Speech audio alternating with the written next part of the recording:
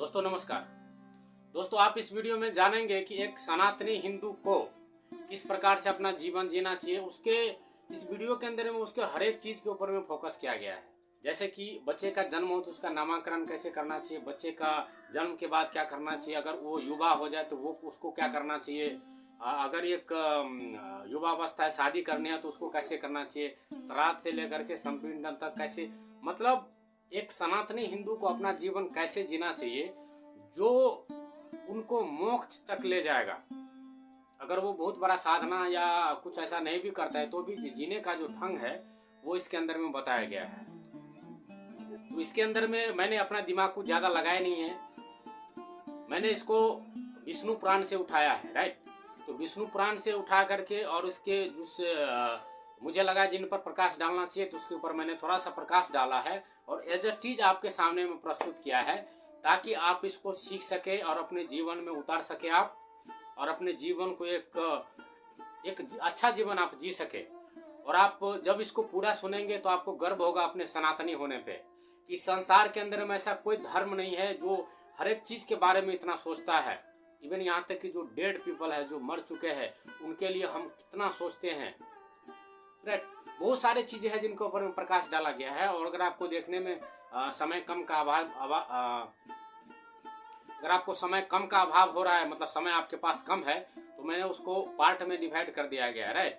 तो आप उसको जो है उस पर लिंक पर क्लिक करेंगे तो आप पार्ट बाय पार्ट भी देख सकते हैं। डिस्क्रिप्शन में जाकर के आप देखेंगे तो मैंने डिटेल्स में दिया है और जितने मिनट पे आपको क्या लिखा है, कितने मिनट पर क्या है, वो सारा मैंने डिटेल्स में दिया है, तो आप उसमें जाकर के देख सकते हैं। ठीक है, तो चलिए हम शुरू करते हैं और ध्यान से इसको सुनिए और अपने जीवन में लाने का प्रयास कीजिए। दोस्तों, हमारे ऊपर जो अत्याचार हुआ है और हमारा जो पतन हुआ है, ये दोनों ही कनेक्टेड है। जब हम देखेंगे तो पिछले 300-400 सालों में जितना हमारा ह्रास हुआ है, हिंदुत्व का नाम मिटाने की चेष्टा की गई है, इसको ख़त्म किया गया है, राइट। तो ये बहुत ही, जब से ये युग बना है, सतयुग, त्रेता, द्वापर, ये जितने भी युग है, इसमें जितना नाश हिंदुत्व का पिछले 400 सालों में हुआ है शायद पहले कभी नहीं हुआ होगा। और इनमें हम कहीं न कहीं जिम्मेवार तो है ही। जैसे कि देख लीजिए कि पिछले 400 सालों में हमें धर्म से विमुख कर दिया गया। अब हमारे ऊपर जो अटैक हुआ है, आप पहले तो आप मुगल का देख लो, कितने वर्षों तक हमारे ऊपर राज किया, हमारे धर्म ग्रंथों को जला दिया, हमारे मंदिरों को नष्ट कर दिया, और इनके अलावा हमारे बूढ़े बच्चे और स्त्रियों को नाश कर दिया उसने, मार काट दिया, बलात्कार किया, पता नहीं क्या क्या किया उसने। और they are still continue doing the same thing in 2023। तो वो सब हो रहा है। और इसके अलावा फिर आप देखेंगे तो मुसलमान के बाद जो है आपका अंग्रेज लोगों ने यहाँ पर 200 साल राज किया, उससे ज़्यादा ही राज किया, और जितना हो सका उसने इस धर्म संस्कृति को उसने मिटाने का प्रयास किया और वो जितना वो कर सका किया, राइट। एनीवे, इसके बावजूद भी हम हमारी जो संस्कृति है वो जिंदा है और लंबे समय तक जिंदा रहेगी, क्योंकि ये हमारा जो धर्म है यही धर्म है, इनके अलावा कोई धर्म है ही नहीं। और हम इतने उन्नत थे और हम फिर बनेंगे। जब इंग्लैंड में पहला स्कूल खुला था तो हमारे पास 73,000 गुरुकुल थे, लेकिन उसने हमारी जो भोलेपन है उसका स्वीकार करके उसको सबको ख़त्म कर दिया।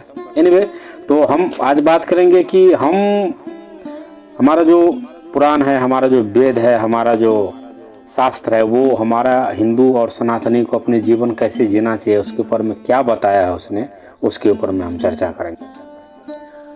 तो ये सारी चीज़ें जो भी मैं आपको बता रहा हूँ, ये मैं अपने मन से नहीं बता रहा हूँ, जो हमारा वेद है, पुराण है, और इसको मैंने विष्णु पुराण से लिया है जो कि 10वां अध्याय है। तो ये सारी चीज़ें इसके ऊपर में बताया गया है, तो वही चीज़ मैं आपको कोट कर रहा हूँ। ये पूरे के पूरे जैसा है वैसे ही प्रेजेंट कर रहा हूँ आपके सामने, और उसमें थोड़ा बहुत चीज़ों के ऊपर मैंने अपना प्रकाश डाला है। तो स्टार्ट करते हैं।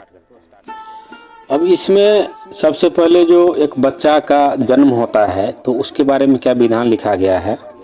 इसमें लिखा गया है कि पुत्र के उत्पन्न होने पर पिता को चाहिए कि उसके जात कर्म आदि सकल क्रियाकांड और अभ्युदिक श्राद्ध करे, मतलब वो जो उस समय होता है वो उस हिसाब से बोला गया है। और पूर्वामुख होकर बिठाकर युग ब्राह्मणों को भोजन करावे तथा द्विजातीय व्यवहार के अनुसार देव प्रतिपक्ष की तृप्ति के लिए श्राद्ध करे। और हे राजन, प्रसन्नता पूर्वक दैव तीर्थ उंगलियों का अग्रभाग द्वारा नंदी मुख प्रीतिगंध दही जौ बद्री फल मिलाकर बनाए हुए पिंड दे, ये सब। तो ये सब जो भी बोला गया है ये उस समय की बात है जब ये बहुत ही, क्योंकि ये जो पुराण है बहुत ही पूर्व समय में लिखा गया है, तो उस समय ये विधान होता था। तो हम उस समय क्या करते थे कि अपने पितर जो है, जो हमारे पूर्वज रहे हैं, उनको भी हम एक देते थे कि एक शुभ घड़ी है तो आपका भी हम भोजन कराते हैं और आपको भी हम मान सम्मान देते हैं। तो ये था। अब इनके आगे जो बढ़ते थे, तदंतर पुत्रोत्पत्ति के 10वें दिन पिता को नामांकन संस्कार करना चाहिए। अब इसमें इम्पोर्टेंट बात यह है कि हम इस कदर से अपने धर्म से विमुख हो चुके हैं कि हम अपने बच्चों का नाम पिंटू रखते हैं, इवन पप्पू रखते हैं, और पता नहीं क्या अनाप शनाप अनर्गल नाम रखते हैं। अब आप देखेंगे डीपली जब जाएंगे तो हमारे नाम का जो प्रभाव है हमारे ऊपर में पड़ता है। जिस भी बच्चे का आप नाम जो रखेंगे तो वो उसका प्रभाव उसके ऊपर में पड़ता है और वो उसके जैसा बनने की कोशिश करता है। तो अब आप गांव में देखेंगे तो अभी भी यहाँ के जो लोग हैं उसका नाम राम, श्याम, गणेश, घनश्याम, जो भी देवता स्वरूप नाम है वो रखा जाता है यहाँ पे, राइट। अब टाउन में तो वो लोग फॉलो नहीं करते, चिंटू, पप्पू और अनाप शनाप नाम रखते हैं। तो ये नहीं होना चाहिए। नाम के शुरुआत में देववाचक शब्द तो होना ही चाहिए। अब आगे लिखा है इसमें कि जब विवाह करना हो, जब वो बच्चा बड़ा होगा उसको विवाह करना होगा, तो उसमें जो नियम बनाया गया है उस तरीके से है कि अपने से तृतीयांश अवस्था वाली कन्या से विवाह करे तथा अधिक या अल्प केश वाली अथा अति सावली या पांडु रंग, भूरे रंग की स्त्री से संबंध ना करे, जिसके जन्म से ही अधिक न्यून अंग हो, जो अपवित्र। न्यून अंग इन द सेंस ये है कि जिसके अंग कटे हुए हो या जन्म से कुछ न कुछ तो अपांग है या दिव्यांग है, उसको हम ऐसे बोल सकते हैं। और जो अपवित्र रोम युक्त, तो बहुत सारी स्त्री है लेकिन उसके बदन पे बाल है मर्द के जैसे, उससे भी शादी नहीं करना चाहिए। अकुलीना तथा रोगिणी हो, जो रोगी स्त्री हो, जो रोगी लड़की हो, उससे शादी नहीं करना चाहिए। उससे इस स्त्री से परिग्रहण ना करे। बुद्धिमान पुरुष को उचित है कि दुष्ट स्वभाव वाली हो, कटुभाषणी हो, माता अथवा पिता के अनुसार अंगहीना हो, जो समश्रु मूछों के चिन्ह हो, जो पुरुष के आकार वाली हो अथवा घर घर शब्द करने वाली, अति मंद या कौवे के समान कर्ण कटु स्वर्ण वाली तथा पक्षम शून्या या गोल नेत्रों वाली हो, उस स्त्री से विवाह न करे। और उसने वर्णन किया है कि जिसकी जंघाओं पर रोम हो, जिसके टखने ऊंचे हो तथा हंसते समय जिसके कपोलों में गड्ढे पड़ते हो, लाके प्रतिजिंटा, उस कन्या से विवाह ना करे। जिसकी कांति अत्यंत उदासीन न हो, नख पांडु वर्ण हो, नेत्र लाल हो तथा हाथ पैर कुछ भारी हो, बुद्धिमान पुरुष को उस कन्या से संबंध ना करे। ये सारे गुण हैं। जब आप अपने पुत्र का विवाह करेंगे तो इस गुणों को आप ध्यान रखेंगे। जो अति बामन हो, नाटी हो अथवा अति दीर्घ, काफी लंबी हो, जिसकी भ्रिकुटियाँ जुड़ी हुई हो, आपस में जो भ्रिकुटी है वो जुड़ी होती है, भौहों के बाल जो है वो जुड़े हुए नहीं होना चाहिए। जिसके दांत में अधिक अंतर हो, जो दंतुर आगे के दांत निकले हुए हो, बहुत सारे आपने देखा होगा निकल चुका है दांत नहीं तोड़ने की वजह से, उस स्त्री से कभी विवाह ना करे। अच्छा, इनके अलावा जो एक और चीज़ इसमें बहुत इंपॉर्टेंट दिया गया वो ये है कि मातृपक्ष से 5वीं पीढ़ी तक, मम्मी की जो पीढ़ी है उनकी 5वीं तक, और पितृपक्ष से पिता के जो है उनकी 7वीं पीढ़ी तक जिस कन्या का संबंध ना हो, तो हमको ये भी देखना है और सामने वाले पक्ष का दोनों का 5 पीढ़ी और 7 पीढ़ी मिलाना है, उसमें संबंध नहीं होना चाहिए, नहीं तो वो भाई बहन कहलाएंगे। गृहस्थ पुरुष को नियमानुसार उसी से विवाह करना चाहिए। अच्छा, इसमें उस समय जो चलता था, ब्राह्म, देव, आर्ष, प्रजापति, असुर, गांधर्व, राक्षस और पैशाच, ये 8 प्रकार के विवाह था उस समय चलता था, और इनमें से कई सारे अभी भी चल रहे हैं। इनमें से जिस विवाह के जिस वर्ण के लिए महर्षियों ने धर्मानुकूल कहा है उसी द्वारा परिग्रह करे, अन्य विधियों को छोड़ दे। तो अब देखिए इसके अंदर में जो शादी के लिए बताया गया है, तो हमारे जो सनातन का जो खत्म हुआ, नाश हुआ, उसका एक कारण ये भी है, इसका एक जो कुरूप रूप ये हमारे सामने में नजर आ रहा है, और वो ये है कि प्रेम विवाह, राइट। अरेंज मैरिज करते हैं, तो अरेंज मैरिज ये बेस्ट है, क्योंकि प्रेम विवाह वो चलता है नहीं और कुछ समय के बाद वो टूट जाता है। तो फिर आप करेंगे क्या? पूरे जीवन भर शादी करेंगे क्या? और ये जो अरेंज मैरिज होता है उसमें कुंडली मिलाया जाता है या नहीं भी मिलाया जाता होगा, तो आप देखेंगे कि एक लड़के के साथ 2 लड़की, 10 लड़की, 15 लड़की, या इस प्रकार से जो 10, 15, 20 हम देखते हैं लड़की या लड़का को देखते हैं। इसके बाद कोई न कोई हमको जचता है कि इनके हिसाब से लड़का लड़की ठीक है, तो हम शादी करते हैं। तो वो एक बढ़िया वे है कि हमको उसी के साथ शादी होती है जो कि हमारा सोलमेट होता है। और चूंकि हम प्रेम विवाह करते हैं तो प्रेम विवाह के अंदर में वो आकर्षण से होता है, तो इसीलिए वो टिकता भी नहीं है और वो ठीक नहीं है। तो इसी को फॉलो करना चाहिए हमें, अरेंज मैरिज को। अब इससे तो ये एक अवस्था हो गया जिसमें आपको मैंने आपके बचपन को टच किया, उसका नामकरण कैसा करना चाहिए और इनके अलावा फिर शादी कैसे लड़की के साथ करना चाहिए वो इसमें बताया गया। अब मैं इसके ऊपर में जो बताया गया है उसको मैं टच कर रहा हूँ कि गृहस्थ संबंधी सदाचार, जो एक मनुष्य है, गृहस्थ है, उसको सदाचार में कैसे रहना चाहिए, राइट। तो इसमें ये है। अब इसमें आगे बताते हैं कि अपनी वृक्ष की छाया के ऊपर, राइट, जो हमारा छांव होता है, तथा गो, सूर्य, अग्नि, वायु, गुरु और द्विजातीय पुरुष के सामने बुद्धिमान पुरुष कभी मलमूत्र त्याग ना करे। इस प्रकार है पुरुष वर्षभ जुते हुए खेत में, सस्य संपन्न भूमि में, गो के गोष्ठ में, जन समाज में, मार्ग के बीच में, नदी आदि तीर्थ स्थानों में, जल अथवा जलाशय के तट पर, शमशान में कभी भी मलमूत्र का त्याग ना करना चाहिए। कितना इम्पोर्टेंट है। कोई विशेष आपत्ति ना हो तो प्राज्ञ पुरुष को चाहिए कि वे दिन के समय उत्तर और रात्रि के समय दक्षिण मुख होकर के मूत्र त्याग करे। मल त्याग के समय पृथ्वी को, तिनको और सिर को वस्त्र से ढांप लेना चाहिए और उस स्थान पर अधिक समय तक ना रहे और ना कुछ बोले, राइट। इसमें डिटेल्स में दिया गया है। अब आप देखेंगे तो बहुत सारे ऐसे लोग हैं जो कि फ़ोन पे 1 घंटा बात करते हैं और वो उस समय जब वो मल त्याग करते हैं, तो यह एक बहुत ही कुरूपता है। तो हमको ये सीख लेनी चाहिए इनसे कि हमको ऐसा नहीं करना है। अब आगे जो विधान बताया गया है उसको तो बिल्कुल ही करना चाहिए। ये बहुत ही इम्पोर्टेंट है हर एक मनुष्य के लिए, उसके बहुत सारे दोष खत्म हो जाते और आपको गर्व होगा कि ये जो प्रथा हमारे अंदर के में है, ये इस संसार में कहीं नहीं मिलेगा आपको, राइट। आप कितनों भी सर्च कर लो, ये कहीं नहीं, हिंदू के अलावा ये कहीं है ही नहीं। अब देखिए इसके ऊपर मैं आपको पढ़ के सुनाता हूँ, इसके ऊपर हम बात करते हैं। हम स्नान करने के अनंतर शुद्र वस्त्र धारण करके देवता, ऋषिगण और पृथुगण उन्हीं के तीर्थों से तर्पण करें। ये जो तर्पण करने की बात है, राइट। देवता और ऋषियों के तर्पण के लिए तीन बार तथा प्रजापतियों के लिए 1 बार जल छोड़े। पर पितामह को भी संतुष्ट करे एवं मातामह, नाना और उनके मतलब हमारे जितने भी एंसेस्टर है उन सबको हमें जल देना है स्नान करने के बाद, राइट। ताकि वो अगर उसका उत्थान नहीं हुआ है, वो किसी न किसी कारण की वजह से किसी योनि में अटके हुए हैं, तो वो भूखे और प्यासे ना रहे, उसके लिए हमें जल अर्पण करना चाहिए। अब इसमें ये देखिए, इसमें लिखा गया है कि देव, असुर, यक्ष, नाग, गंधर्व, राक्षस, पिशाच, गुहक, सिद्ध, कुष्मांड, पशु, पक्षी, जलचर, स्थलचर और वायु भक्ष आदि सभी प्रकार के जीव मेरे दिए गए हुए इस जल से तृप्त हो। बताइए, एक सनातनी के अलावा इतना कौन सोचता है इस पूरे धरती पर?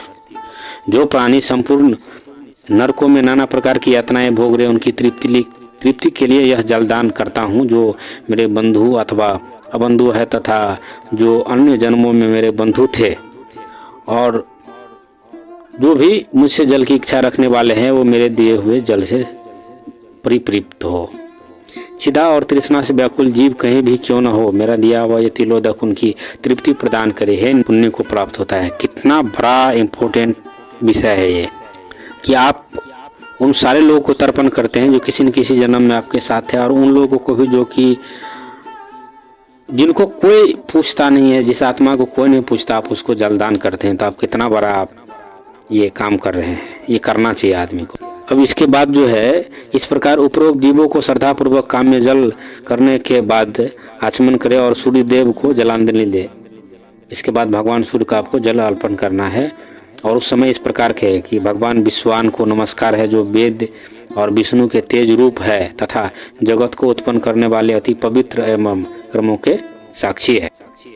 तो ये जो है, ये वसुधैव कुटुंबकम का जो ये जो सिद्धांत है हमारे सनातन के अंदर में, तो ये ऐसे ही नहीं है। हम उनके लिए भी बहुत कुछ करते हैं जिनको हमने कभी देखा ही नहीं है, ना ही कभी हम देख पाएंगे। हम उनके लिए भी बहुत करते हैं कुछ, तो जिनको हम देखते हैं उनके लिए तो हम क्या क्या ही कर सकते हैं, तो यह एक अध्याय था। अब इनके आगे जो अध्याय गया है इसमें आपको देवता, अतिथि और ब्राह्मणों को बारे में बताया गया कि अगर वो हमारे पास आते हैं तो उसका किस तरीके से आदर करना चाहिए। अब इनके हिसाब से ये लिखा गया है कि आपके पास जो कोई भी आता है आपसे कुछ मांगने के लिए, आपको जरूर देना चाहिए। अगर वो रुपये मांग रहा है, खाने के लिए मांग रहा है या कपड़ा मांग रहा है, जो कुछ भी डिमांड कर रहा है, आप जरूरी नहीं कि आप उसको बहुत ज़्यादा दें। आप 1 रुपये दे सकते हैं, ठीक है। आप खाने के लिए 1 चम्मच आप चावल दे सकते हैं, आपकी जितनी क्षमता है आप उतना तो दे ही सकते हैं, लेकिन उसको खाली हाथ नहीं भेजना चाहिए। जिसके घर से अतिथि निराश होकर लौट जाता है वह अपने पाप देकर उसके शुभ कर्मों को ले जाता है। हे नरेश्वर, धाता, प्रजापति, इंद्र, अग्नि, वसुगण और अर्यमा, ये समस्त देवगण अतिथि में प्रविष्ट होकर अन्न भोजन करते हैं। देखिए कितनी इम्पोर्टेंट बात बताया गया है इसमें कि हम सोचते हैं कि ये जो सामने वाला आया है ये भिखारी है। अरे नहीं, वो देव रूप में भी आ सकता है। हो सकता है वो देव रूप उसके अंदर में समाया हुआ और आपके पास आया है आपकी परीक्षा के लिए या वैसे भी, तो आपको उसको अनादर नहीं करना चाहिए। और जिस घर में ये इनका अनादर होता है उसका नाश होना निश्चित है। अब मनुष्य को अतिथि पूजा के लिए निरंतर प्रयत्न करना चाहिए। जो पुरुष अतिथि बिना भोजन करता है, उसको भोजन किए बिना वो खुद ही भोजन कर लेता है, तो वो केवल पाप ही भोग करता है। तदंतर गृहस्थ पुरुष प्रीतिगृह में रहने वाली विवाहित कन्या, दुखिया और गर्भिणी स्त्री तथा वृद्ध को, बालकों को संस्कृत अन्न से भोजन कराकर अंत में स्वयं भोजन करे। अब जो इसमें कैटेगरी बताई गई, सबसे पहले उनको, बच्चे को, बुजुर्ग को और जो हमारे घर पे आए मेहमान हैं उनको, अतिथि को भोजन कराना चाहिए। इसके बाद अब खुद को भोजन करना चाहिए। इन सबको भोजन कराए बिना जो भोजन स्वयं कर लेता है वो पाप में भोजन करता है, वो और अंत में मरकर नरक में वो श्लेष्मी कीट होता है। वो जो व्यक्ति स्नान किए बिना भोजन करता है वो मल भक्षण करता है। अब ये देखिए कितना स्ट्रिक्ट इसमें बताया गया है कि हमको स्नान करने के बाद ही भोजन करना चाहिए। तो हमने ही अपनी जड़ को छोड़ दिया है, इसीलिए हमारा पतन हो रहा है। जब किए बिना भोजन करने वाला रक्त और पुई को पान करता है, संस्कारहीन अन्न खाने वाला मूत्र पान करता है, तथा जो बालक, वृद्ध आदि से पहले आहार करता है वो विष्टाहारी है। इसी प्रकार बिना होम किए भोजन करने वाला मानव कीड़ों को खाता है। बिना दान किए खाने वाला विष भोजी है। ये सब जो शब्द का प्रयोग किया है ये स्ट्रिक्ट है, राइट है। और ये लिखा हुआ है ऋषियों के द्वारा। ये कुछ बिल्कुल ही सोच समझ के और जानबूझ के हर एक चीज़ लिखा गया है ताकि हमको होश आए और हम एक मनुष्य बने।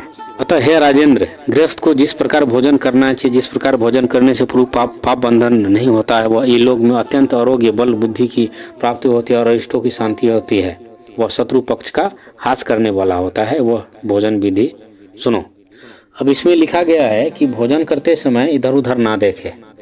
बहुत सारे लोग मोबाइल ही देखते हैं, राइट। मनुष्य को चाहिए कि पूर्व अथवा उत्तर की ओर मुख करके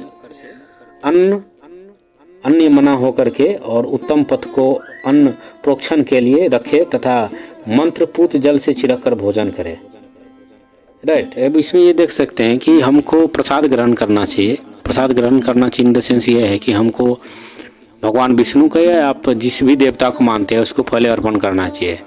अब जैसे कि मेरी बात आप करेंगे तो मैं ओम नमो भगवते वासुदेवाय नमः ये मंत्र बोल करके ये मैं भगवान विष्णु को अर्पित करता हूँ और इसके बाद में खाना खाता हूँ। तो इससे क्या होता है कि अन्न का जो दोष है वो जो अन्न खाने से भी बीमारी होती है वो बीमारी नहीं होगी आपके शरीर को। आपका शरीर स्वस्थ रहेगा क्योंकि उसके अंदर विषायुक्त जो चीज़ था वो ईश्वर ने ग्रहण कर लिया और आपके लिए जो शुद्ध चीज़ थी वो उसने छोड़ दिया। तो प्रसाद के रूप में जब भी आप अन्न ग्रहण करेंगे तो आप बीमार नहीं पड़ेंगे अन्न से।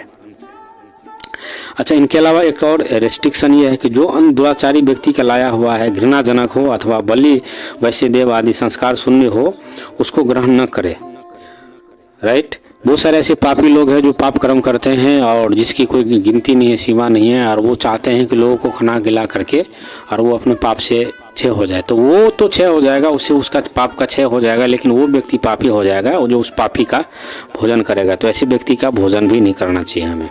और इसमें लिखा है, हे राजन, बुद्धिमान पुरुष को चाहिए कि सायंकाल समय में सूर्य के रहते हुए और प्रातःकाल तारागण चमकते हुए भली भांति आचमन आदि करके विधि पूर्वक संध्योपासना करे। अब सुबह और शाम आरती हमारे घर में होना ही चाहिए। आप जो भी देव को मानते हैं, डजंट मैटर, आपको आरती करना ही चाहिए किसी हालत में। हे नृप, जो पुरुष प्रातःकाल अथवा सायंकाली संध्योपासन नहीं करते हुए दुरात्मा अंततः मिश्र नरक में पड़ते हैं। तो इसीलिए मनुष्य को करना ज़रूरी है। 5 मिनट या 10 मिनट का जो समय है उसको स्नान करके या पैर हाथ धो करके अपने इष्ट देव के पास आना चाहिए और उसकी स्तुति और थोड़ी सी दीप जला करके, अगरबत्ती जला करके उसके सामने में अपने आप को प्रस्तुत करना चाहिए, उसकी उपासना करनी चाहिए। जितना मिनट आप कर सकते हैं ये बहुत ही ज़रूरी है, स्ट्रिक्ट है। यही तो हमारे पतन का कारण है। हमने क्या किया है कि हमने ये कुछ भी नहीं करे। आप देखेंगे तो बहुत सारे ऐसे लोग हैं जिनके घर में कुछ भी नहीं होता है, फिर वो लोग चिल्लाते हैं कि हमारे घर में दुख कैसे है, दरिद्रता कैसे है। तो यही तो रीज़न है कि आप कुछ करते नहीं हैं। अब आप चाहते हैं कि बस आप एक बिलियनियर की ज़िंदगी जिए हैं, तो फिर पृथ्वीगण जो है, जो देवता है, वो आपके ऊपर कृपा कैसे करेंगे? जब आप सुबह और शाम जब कृपा लेने की बारी आती है तो आप वहाँ तो जाते नहीं हैं, तो आपको कृपा कैसे मिलेगी? इसीलिए संध्या उपासना और सुबह का जो पूजा है वो करना ही चाहिए। धूप अगरबत्ती वगैरह जला करके बिल्कुल करना चाहिए। तो ये आपका जो था, ये इनके ऊपर में बहुत सारी चीज़ों के ऊपर में ये डाला गया है कि मनुष्य को किस तरह से अपन गृहस्थ में जीवन जीना चाहिए। अब इसमें जो है आपका जो है मैथुन संबंधी नियम इसमें लिखा गया है कि इस पुरुष को मैथुन संबंधी किन किन नियमों को पालन करना चाहिए, क्योंकि वो पशु तो है नहीं, जब जी आया वो चढ़ गया, राइट। मनुष्य है, तो मनुष्य के लिए शास्त्र में एक सनातनी को कैसे करना चाहिए इसका संयोग वो उसके ऊपर लिखा गया है कि हे पृथ्वी पते, ऋतु काल में ही अपनी ही स्त्री से संग करना उचित है। पुल्लिंग नक्षत्र में युग्म और उनके भी पीछे की रात्रि शुभ समय में स्त्री प्रसंग करे, किंतु यदि स्त्री अप्रसन्न, रोगिणी, रजस्वला जिसको मासिक बारी बोलते हैं, निर्भिलासिनी, क्रोधिता हो, दुखिनी हो अथवा गर्भिणी हो तो उसका संग ना करे। लेकिन मनुष्य आज कितने सारे नियमों का पालन करता है। जो सीधे स्वभाव की ना हो, जो परिभिलासी ना हो अथवा निर्भिलासिनी हो, सुधारता हो, अधिक भोजन किए हुए हो अथवा पर स्त्री हो, उसके पास न जाए, और यदि अपने में दोष हो तो भी वो स्त्री गमन ना करे। अगर आपके अंदर में भी कोई समस्या है तो भी आपको स्त्री गमन नहीं करना चाहिए। पुरुष को उचित है कि स्नान करने के अनंतर माला गंध धारण करके और काम अनुरक्त युक्त हो करके स्त्री गमन करे। जिस समय अति भोजन किया हो अथवा क्षुधित हो तथा उस समय स्त्री गमन नहीं करना चाहिए। और इनके अलावा जो है जो भी कोई शुभ दिन होता है उसके अंदर में भी स्त्री गमन नहीं करना चाहिए। किसी पर्व हो गया, त्यौहार हो गया, या जो भी हमारे हिंदू में आते हैं तो उसके जो शुभ दिन है उसके अंदर में ये सब नहीं करना चाहिए। इसके अंदर में अलग से पाप का लिखा हुआ है। संयमी और बुद्धिमान पुरुष को इन समस्त पर्व दिनों में शिक्षा, वस्त्रावलोकन, देव उपासना, योग अनुष्ठान, ध्यान और जप आदि में लगे रहना चाहिए, राइट। गौ, छाग आदि अन्य योनियों से अपनी स्त्री का अलावा और जो अन्य है वो अयोनियों से औषध प्रयोग से अथवा ब्राह्मण, देवता और गुरु के आश्रमों में कभी मैथुन नहीं करना चाहिए। शुद्ध जगह में मैथुन तो करना ही नहीं चाहिए। और इनके अलावा जो है अन्य योगी, जैसे कि अभी तो ये चल रहा है, कुछ पिशाचिक प्रवृत्ति के लोग हैं, जो कुत्ते हो गया और छाग इसमें मना किया गया। तो छाग मतलब जैसे कि ये बकरा बकरी हो गया, वो लोग उनको भी नहीं छोड़ते हैं। तो वो तो खैर पिशाच है, लेकिन एक हिंदू को ये सब कामों में संलिप्त नहीं होना चाहिए। इनके अलावा रिस्ट्रिक्शन ये है कि चैत्य वृक्ष के नीचे, आंगन में, तीर्थ में, पशुशाला में, चौराहे पर, शमशान में, उपवन में अथवा जल में मैथुन करना उचित नहीं है। हे राजन, पूर्वोक्त समस्त पर्व दिनों में प्रातः काल और सायंकाल तथा मलमूत्र के बेग के समय बुद्धिमान पुरुष को मैथुन में पवित्र ना हो। ये बहुत ही रिस्ट्रिक्शन दिया गया, हर एक चीज़ के ऊपर में जानकारी दिया गया है, वो डीपली। लेकिन आप जब धर्म ग्रंथ को पढ़ेंगे तो ही आपको नॉलेज होगा, नहीं तो फिर जब हम कुछ गलत करते हैं फिर हमारे साथ गलत होता है, तो हम सोचते हैं कि हमारे साथ ऐसा क्यों हो गया, कि हम कहीं ना कहीं अज्ञानता में जो है सो घोर अपराध करते हैं, राइट। अभी इन्होंने लिखा है पर्व दिनों में स्त्री गमन करने से धन की हानि होती है। जो भी पर्व होता है उसमें स्त्री गमन करने से धन की हानि होती है। दिन में करने से पाप होता है, पृथ्वी पर करने से रोग होता है, पृथ्वी पर नहीं करना चाहिए। और जलाशय में स्त्री प्रसंग करने से अमंगल होता है। पर स्त्री से तो वाणी से क्या, मन से भी प्रसंग ना करे, क्योंकि उनसे मैथुन करने वाले अस्थि बंधन भी नहीं होता है। अब बताओ कितनी बात है। अर्थात उन्हें अस्थि शून्य, जिसके अंदर में अस्थि नहीं होता है, वो जन्म जैसे कीट हो गया, कीड़े मकोड़ों की, उसको जो है वो मिलता है जीवन। पर स्त्री की आसक्ति पुरुष को ये लोक तथा परलोक दोनों जगह भय देने वाली है। दोनों लोक में कई जगह नहीं उनका, ये लोक में उसकी, इस पृथ्वी पे उसकी आयु छीन हो जाती है और मरने पर वो नरक में जाता है। ऐसा जानकर बुद्धिमान पुरुष को उपरोक्त दोषों से रहित अपनी स्त्री से ही ऋतुकाल में प्रसंग करे, इस प्रकार से बताया गया है। तो ये बहुत ही रिस्ट्रिक्शंस है। और ये जो ऋषि बताया है तो ये ऐसे नहीं है मुंह में कुछ आया बोल दिया, नहीं, ये बिल्कुल है, ये हर एक चीज़ है। तो ये हर एक चीज़ हमारे जीवन में अप्लाई हो जाएगा। जब भी हम कुछ गलत करते हैं तो इसको पूरे ढंग से इसको पालन करना चाहिए एक सनातनी को। तो दोस्तों जितना इसमें बताया गया है उतना तो फॉलो करना ही चाहिए। और इसमें ये वीडियो लंबी हो रही है बहुत ही ज़्यादा, और इसमें और भी बहुत सारे सिद्धांत और बहुत सारी चीज़ों के ऊपर में फोकस किया गया है। तो मैं इसको दूसरे वीडियो में कवर करने की कोशिश करूँगा। राइट, अब यहाँ तक मुझे लगता है कि बहुत सारे कम लोग हैं जो कि यहाँ तक पहुँचे होंगे। तो मैं उनको ये बता दूँ कि ये वीडियो मैंने लगभग 45 मिनट का शूट किया था, जो कि वीडियो के फॉर्म में था। फिर वो उसका वीडियो ब्लर आ रहा था, उसकी वजह से मैंने उसको डिलीट कर दिया और मैं सोचा कि इसको ऑडियो फॉर्म में ही सेलेक्ट करते हैं। राइट, तो ये इंफॉर्मेटिव इन्फॉर्मेशन है। और मैं चाहता हूँ कि अगर आप सनातनी हिंदू है और हिंदुत्व को मानते हैं, आप चाहते हैं कि हिंदुत्व का ध्वजा इस पूरे धरती पर फहराए, तो आपको एक सनातनी बनना पड़ेगा। तो जो इसमें रूल फॉलो विष्णु पुराण के अंदर में बताया गया है उसको फॉलो करना बहुत ही ज़रूरी है। और इस चीज़ को आप कैसे भी अपने दोस्तों तक पहुंचाइए ताकि उसके आचरण में बदलाव हो सके। राइट, जब इस तरीके से आचरण बदलेगा, हमारी जो वेब्स बदलेगी, तो इस तरीके से अच्छी निर्माण होगी, वेब्स का निर्माण होगा, मनुष्य का अच्छे निर्माण होगा, तो अच्छाई फैलती जाएगी और पूरे विश्व में सनातन का झंडा फहराएगा। राइट, तो ऐसे ही इन्फॉर्मेटिव वीडियो के लिए आप इस चैनल को ज़रूर सब्सक्राइब कीजिए और लोगों से भी सब्सक्राइब कराइए। मैं ऐसे इन्फॉर्मेटिव वीडियो आपके लिए लाता रहूँगा। फिर मिलते हैं। जय श्री राम, जय सनातन।